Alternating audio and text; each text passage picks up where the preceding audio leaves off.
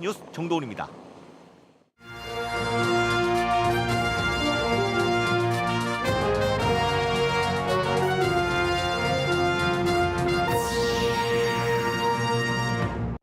충북지원특별법 제정을 촉구하는 충청북도가 다른 지역에 물을 대느라 피해만 보고 있다며 거듭 대정부 투쟁에 나섰습니다. 동물학대 처벌이 점점 강화되고 있습니다.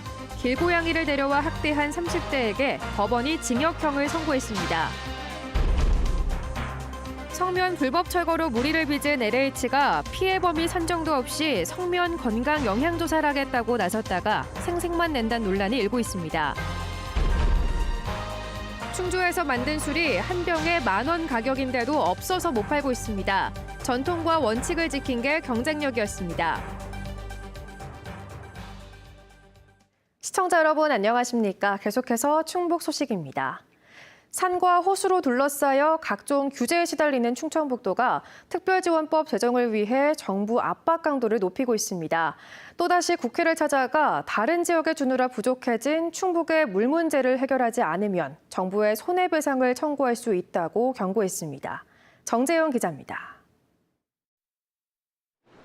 전국 다목적 댐 가운데 용수 공급 능력 1위인 충주댐.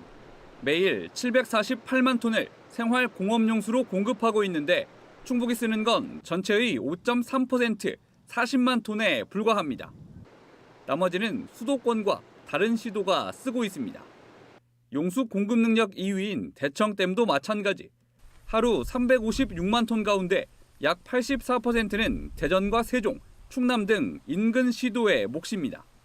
공급력 1, 2위 댐을 모두 갖고도 충북에 배정된 건 하루 100만 톤, 전체의 8%에 불과합니다.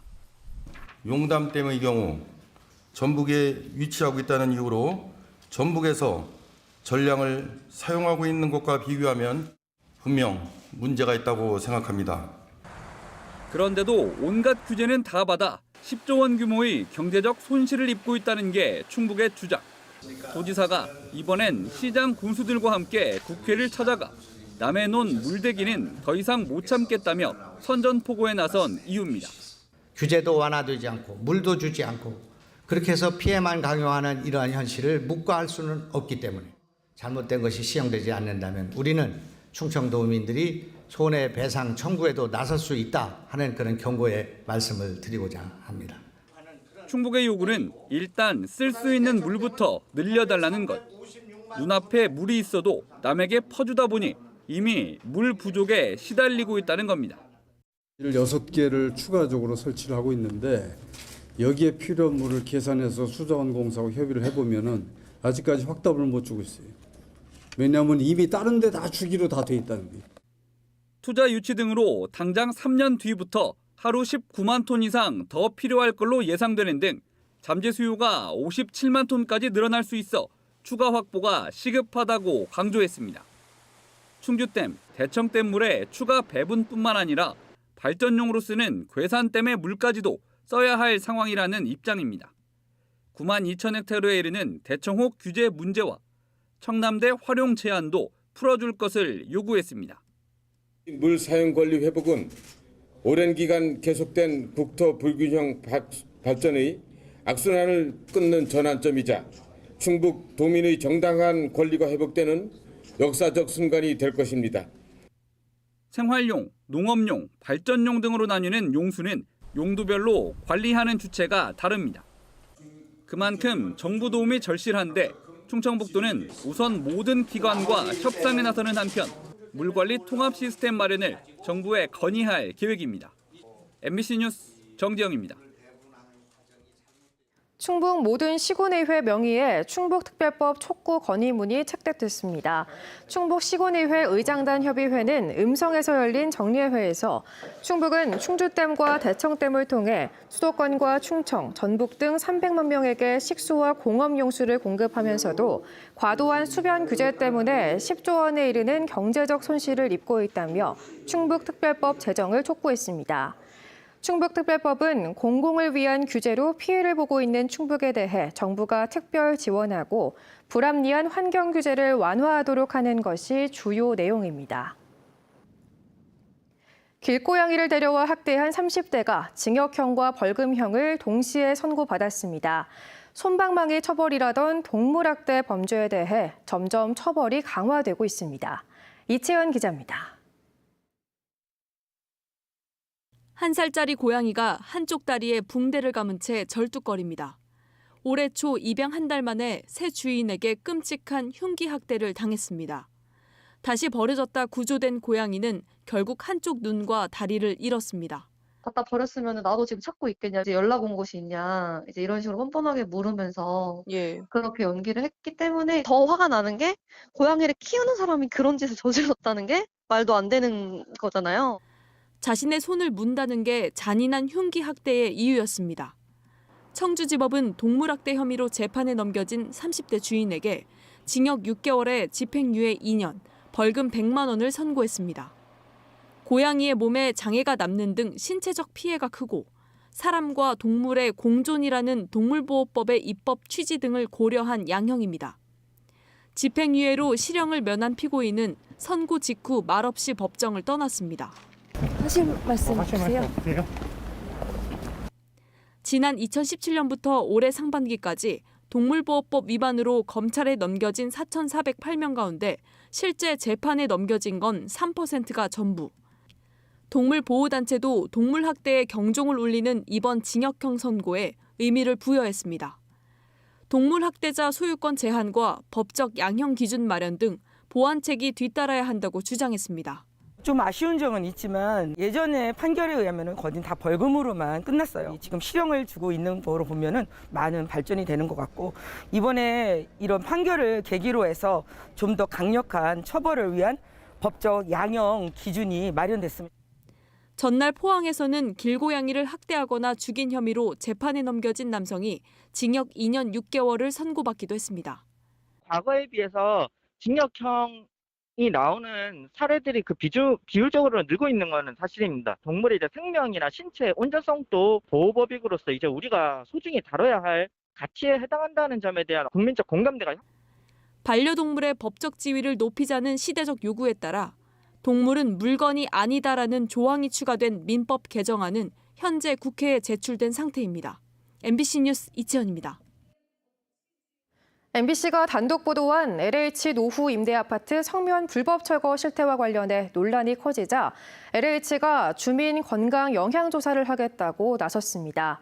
그런데 피해 규모가 제대로 조사가 안 돼 있다 보니 몇 명을 조사할지조차 일관성이 없어 실효성이 있겠냐는 비판이 일고 있습니다. 조미애 기자입니다.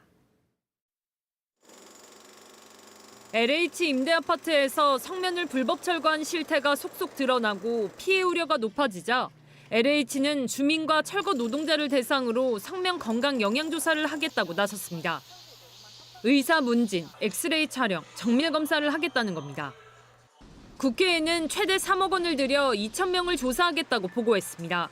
그런데 정작 전문 의료기관에는 8분의 1 수준인 250명만 조사하라고 제안했다가 무의미한 조사가 우려된다며 해당 기관에서 거부한 것으로 드러났습니다. 최소한의 현장 조사도 이루어지지 않은 상황에서 무작위로 선정된 대상자의 검사 결과로 결론을 도출하고자 하는 LH 측 입장을 수용하기 어려웠고 피해를 호소하는 주민들이 많은 상황에서 일부 인원만으로 검사를 할 수 있게 하는 건 성면피해 구제법의 원래 취지와도 맞지 않았기 때문입니다. 낡은 내부를 개선하는 그린 리모델링 사업 대상 전국 임대아파트 106개 단지 가운데 창틀과 문틀에 성면 자재가 쓰인 곳은 58개. 이 중 현재까지 성면 불법 철거가 확인된 곳만 16개 단지입니다. LH는 2년 전 처음 알았지만 여태껏 제대로 된 피해 조사는 없었습니다. MBC 보도 이후 내 집 창틀 문틀에도 성면이 들어있는 건 아닌지 알고 싶어하는 LH 아파트 주민들이 잇따르는 상황. 창틀과 문틀은 수시로 사용해 자주 닳다 보니 성면 자재가 쓰였다면 비산 위험이 있기 때문입니다. 그러나 그린 리모델링 대상 이외에 전국 LH 아파트에 대한 성면 조사는 이루어진 적이 없고 자재 기록도 남아있지 않습니다. LH는 지은 지 오래됐고 어떤 자재가 어느 단지에 쓰였는지 관리하고 있는 기록이 없다고 밝혔습니다. 성면안전관리법에도 노후 아파트나 다세대 주택 등 공동주택에 대한 성면조사 의무는 빠져 있습니다. 정치권에서도 대책 마련에 나섰습니다. 국민의힘 비상대책위원회에서는 MBC 보도를 언급하며 LH는 제대로 된 조사도 없었고 주민 보호 등에도 안일하게 대처했다고 비판했습니다. 국민의힘은 국토부와 드러난 단지뿐만 아니라 LH 임대 아파트의 성면 자재 실태를 철저히 조사하고 주민 건강과 안전부터 챙기는 대책을 마련합니다. 주민 안전을 위협하는 성면 불법 관리 실태에 정치권까지 나서면서 LH가 제대로 된 후속 대책을 내놓을지 지켜볼 일입니다. MBC 뉴스 종희입니다.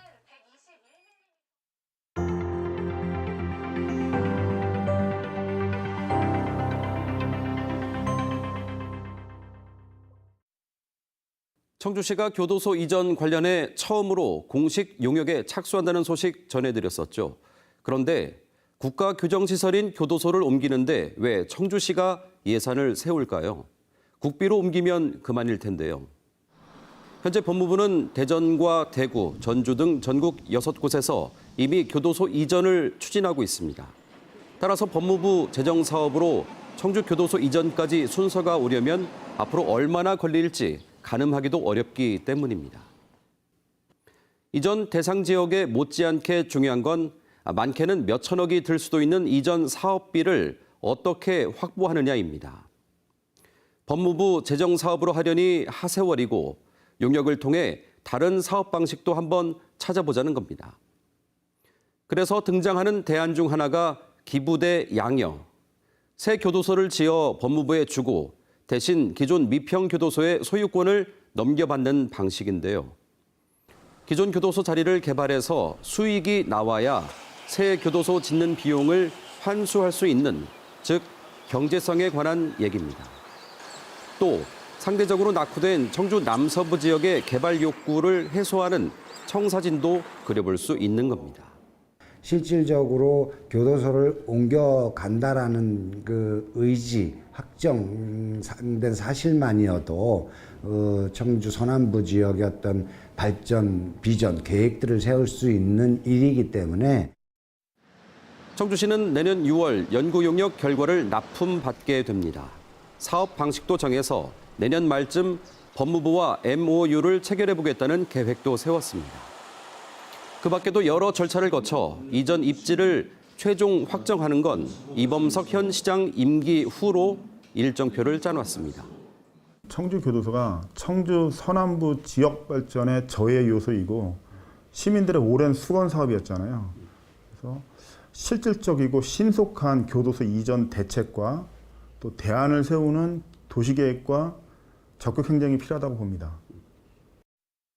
교도소 이전 계획을 잘 세워 정부를 설득하고 때론 강하게 요구하고 기존 교도소와 청주 남서부 지역 개발에 대한 비전을 제시하면서 투 트랙으로 할 일이 굉장히 많습니다.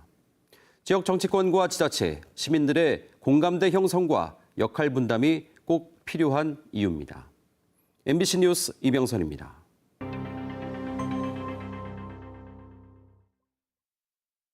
신청사 건립이 지지부진한 청주시가 이전을 거부하고 있는 청주병원을 이례적으로 공개 비판하며 압박에 나섰습니다. 청주시는 청주병원 이전 논란의 시작은 법치 행정을 무시한 결과라는 제목의 보도 자료를 내고 보상금 172억 원을 찾아간 청주병원이 법적으로 불가한 요구사항을 내세워 여전히 무단으로 점유하고 있다며 적극적인 대처로 청사 건립에 속도를 내겠다고 밝혔습니다. 한편 청주병원 측은 현 보상금이 신축 이전에 턱없이 부족하다며 옛 지북정수장 부지에 대한 일반 수의 매각이나 추가 지원 등을 요구하고 있는 것으로 알려졌습니다. 한편 청주시는 2심까지 명도소송 승소 판결을 토대로 청주병원 퇴거 강제 집행을 법원에 신청했습니다. 한 병에 10,000원이 넘는데도 전국에서 못 구해서 안달이라는 특정 증류식 소주의 인기 덕에 생산지인 충주의 전통기업들이 주목받고 있습니다. 지역의 털을 잡고 우리나라 전통주 제조 방식을 고수해온 저력을 인정받은 겁니다. 보도에 이지현 기자입니다. 1.5톤짜리 통에 가득 담긴 쌀.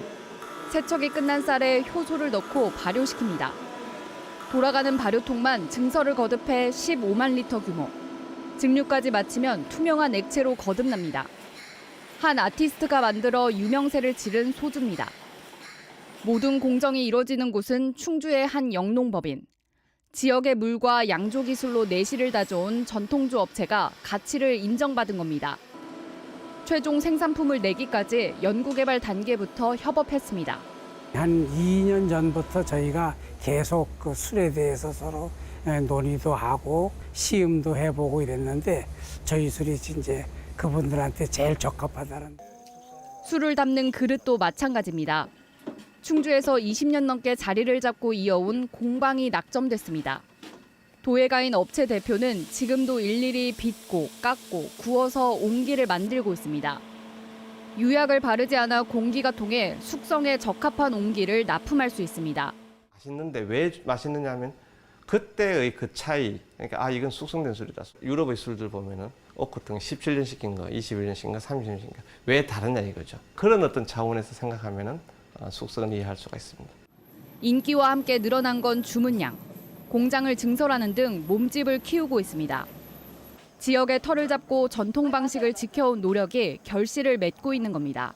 증류식 소주를 숙성하는 전용 옹기를 되게 오랜 시간 동안 연구 개발한 걸로 알고 있거든요. 기술적인 면이라든지 아니면 생산 관련해가지고 이제 협업 진행이라든지 지리적으로 용이하다라는 점들도 좀 상당히 많이 반영되어 있고요. 지난해 증류식 소주 출고량은 2,480kl. 전년도보다 한 해 사이 30% 가까이 늘었습니다. MBC 뉴스 이지연입니다. 충북 소식 마칩니다. 시청해주신 여러분 고맙습니다.